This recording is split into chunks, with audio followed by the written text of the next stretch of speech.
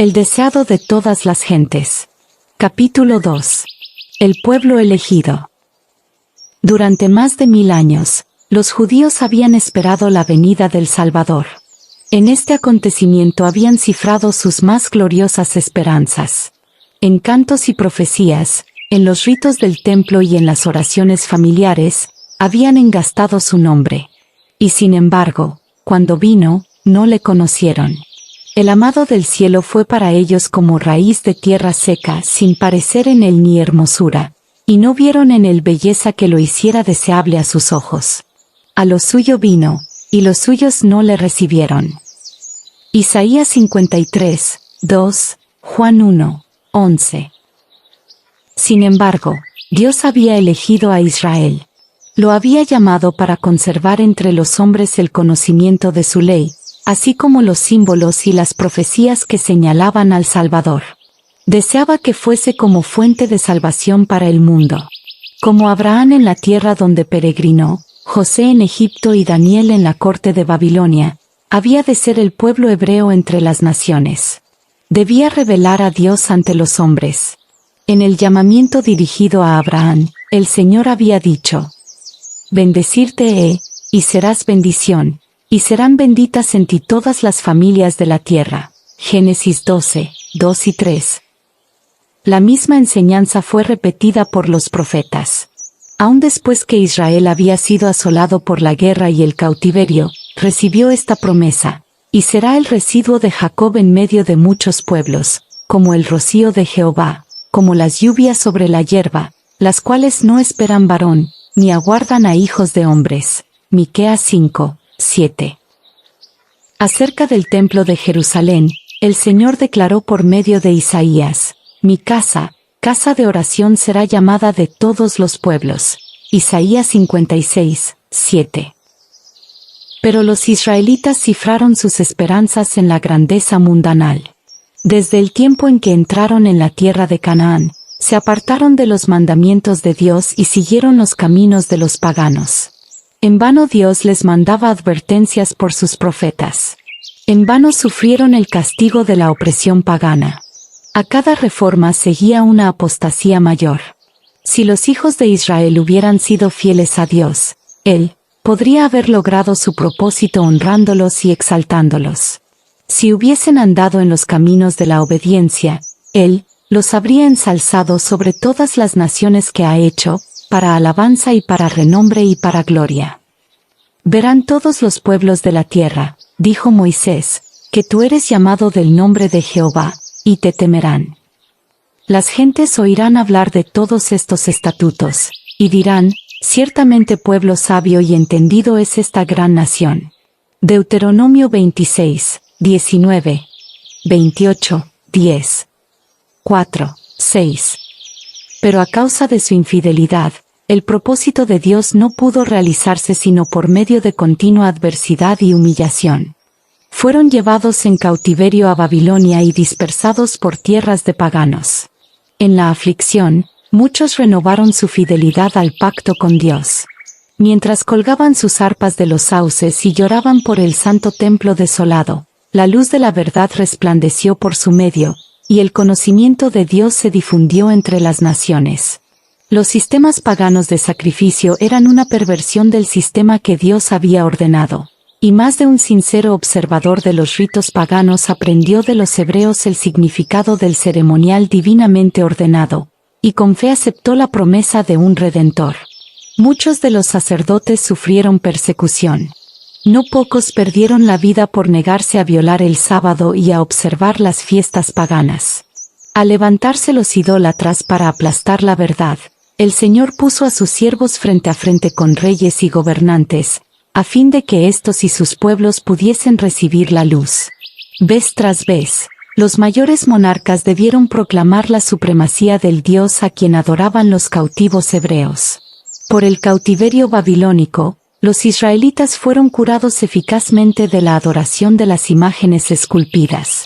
Durante los siglos que siguieron, sufrieron por la opresión de enemigos paganos, hasta que se arraigó en ellos la convicción de que su prosperidad dependía de su obediencia a la ley de Dios. Pero en el caso de muchos del pueblo, La obediencia no era impulsada por el amor. El motivo era egoísta. Rendían un servicio externo a Dios, como medio de alcanzar la grandeza nacional. No llegaron a ser la luz del mundo, sino que se aislaron del mundo a fin de rehuir la tentación de la idolatría.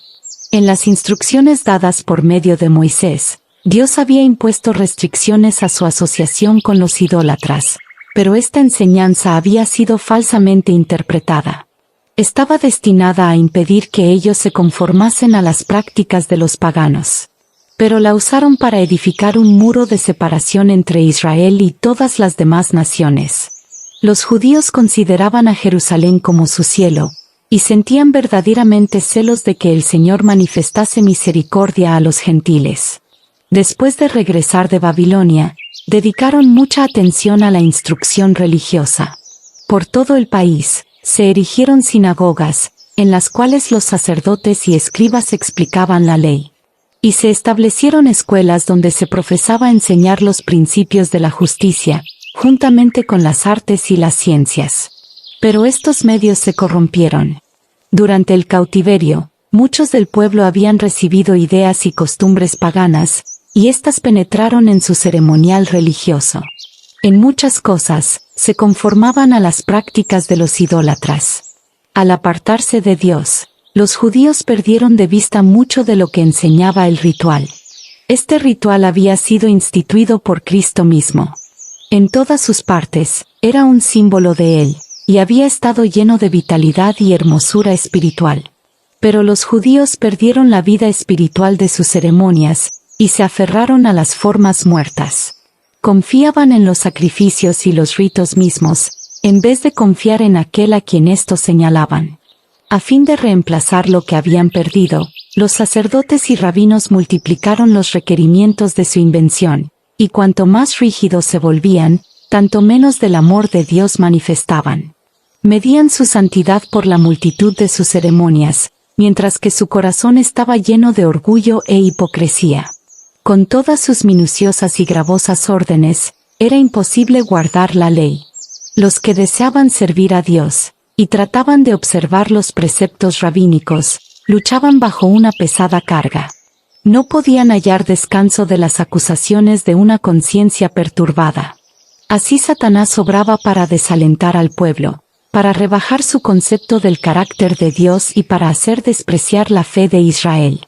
Esperaba demostrar lo que había sostenido cuando se reveló en el cielo, a saber, que los requerimientos de Dios eran injustos, y no podían ser obedecidos. Aún Israel, declaraba, no guardaba la ley. Aunque los judíos deseaban el advenimiento del Mesías, no tenían un verdadero concepto de su misión. No buscaban la redención del pecado, sino la liberación de los romanos. Esperaban que el Mesías vendría como conquistador, para quebrantar el poder del opresor, y exaltar a Israel al dominio universal. Así se iban preparando para rechazar al Salvador. En el tiempo del nacimiento de Cristo, la nación estaba atascando el freno bajo sus amos extranjeros, y la atormentaba la disensión interna. Se les había permitido a los judíos conservar la forma de un gobierno separado, pero nada podía disfrazar el hecho de que estaban bajo el yugo romano, ni avenirlos a la restricción de su poder. Los romanos reclamaban el derecho de nombrar o remover al sumo sacerdote, y este cargo se conseguía con frecuencia por el fraude, el cohecho y aun el homicidio. Así el sacerdocio se volvía cada vez más corrompido. Sin embargo, los sacerdotes poseían aún gran poder y lo empleaban con fines egoístas y mercenarios. El pueblo estaba sujeto a sus exigencias despiadadas, y también a los gravosos impuestos de los romanos. Este estado de cosas ocasionaba extenso descontento. Los estallidos populares eran frecuentes. La codicia y la violencia, la desconfianza y la apatía espiritual, estaban royendo el corazón mismo de la nación.